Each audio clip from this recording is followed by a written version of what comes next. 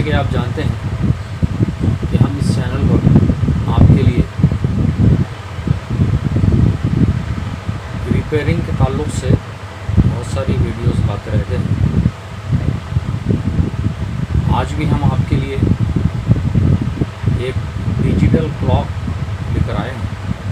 जैसा कि आप देख पा रहे होंगे, ये एक डिजिटल क्लॉक है और इसको मैंने खोल लिया है, लेकिन मैं आपको इसको चेक करवा देता हूँ।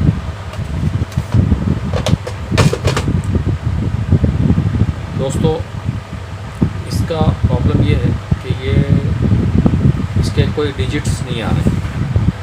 ये हल्का हल्का ब्लिंक करता है और कोई डिजिट्स शो नहीं करता है। तो मैं आपको इसको चेक करवा देता हूँ।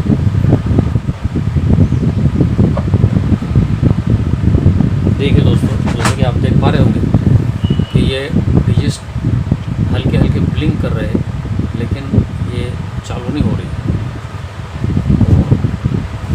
देखते हैं हम इसके अंदर क्या प्रॉब्लम है। ये मैंने इसके स्क्रू वगैरह सब खोल लिए। असल में दोस्तों, इसके अंदर एक पावर सप्लाई SPS होता है जो 5 वोल्ट बना करके इस पूरे सर्किट को देता है और इस 5 वोल्ट पर ही ये सर्किट पूरा चलता है। तो ये प्रॉब्लम को देख के ऐसा लग रहा है कि इसके अंदर शायद 5 वोल्ट नहीं बन पा रहे हैं। चलिए हम इसके पहले 5 वोल्ट चेक कर लेते हैं। ये हमारा मल्टीमीटर है, इसको हमने 20 वोल्ट पर सेट कर लिया DC, और इसको हम अभी चेक कर लेते हैं।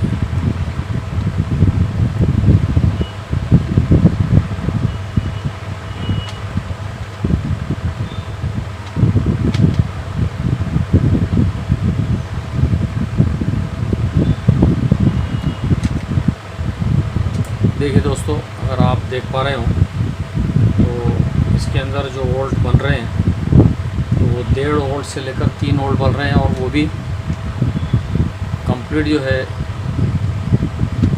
स्टेबल नहीं है। 1.5 वोल्ट, 3 वोल्ट, 1.5 वोल्ट, 3 वोल्ट ऐसा चल रहा है। अगर आपको नज़र आ रहा हो तो मैं यहाँ से और आपको करीब कर देता हूँ उसको।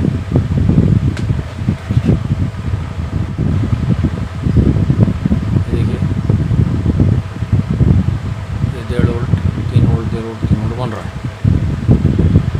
अब हम इसको देखते हैं कि इसके अंदर क्या प्रॉब्लम है। दोस्तों, ये इसको सर्किट को हमने चेक किया है, तो इसमें ये जो ड्रम इंडक्टर है तो ये डायरेक्ट कर देने से ये सर्किट सही हो जा रहा है। उसमें से ये ड्रम इंडक्टर हमने निकाला है। अभी इसको लगा कर देखते हैं और देख करके इसको फिर हम चेक करते हैं। और मैं पहले लगा लेता हूँ, फिर आपको दिखाता हूँ।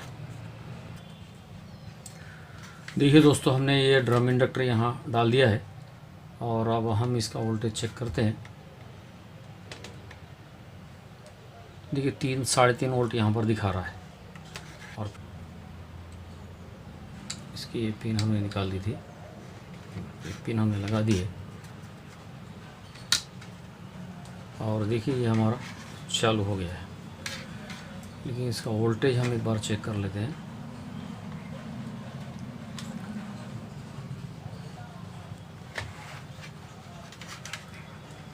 तो यहाँ 5 वोल्ट आना चाहिए, क्योंकि यहाँ 3 वोल्ट आ रहा है। तो यहाँ पर एक कैपेसिटर है जो इसको रेगुलेट करता है। तो हो सकता है कि ये वीक हो गया हो। और यहाँ एक कैपेसिटर है जो यहाँ भी वोल्टेज को रेगुलेट करता है, जो यहाँ पर 3.25 के करीब या 4 वोल्ट के करीब यहाँ पर दिखा रहा है। तो 4 वोल्ट के करीब यहाँ आ रहा है। और यहाँ जो कैपेसिटर है तो ये कैपेसिटर 3 वोल्ट के करीब यहाँ पर दिखा रहा है। तो हम ये कैपेसिटर को चेंज करके देखते हैं कि यहाँ 5 वोल्ट बनता है या नहीं बनता है।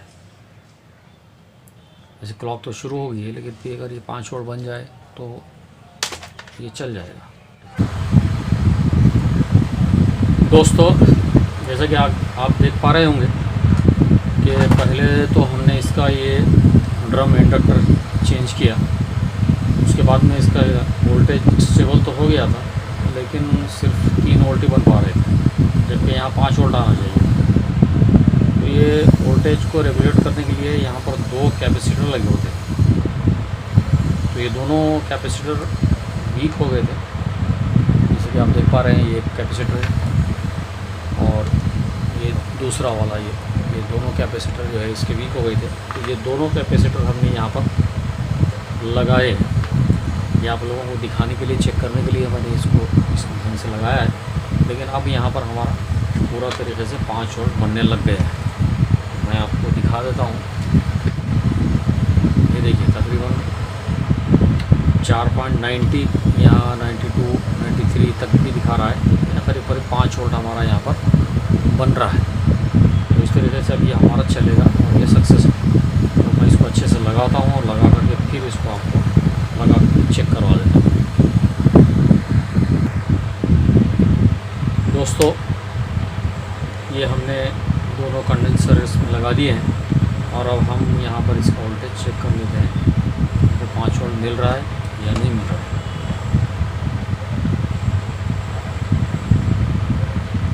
देखिए, आप देख पा रहे हो तो ये हमारे मल्टीमीटर में 5.3 वोल्ट या 5.2 वोल्ट दिखा रहा है।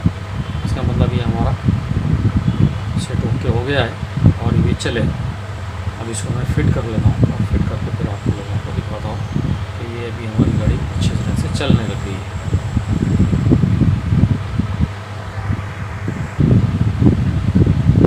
देखिए दोस्तों, जैसा आप देख पा रहे हैं मैंने इसके सारे स्क्रू फिट कर लिए हैं और अब हम इसको फिर से एक बार पावर दे चेक करते हैं। ये हमारी गाड़ी का टाइमिंग सही है।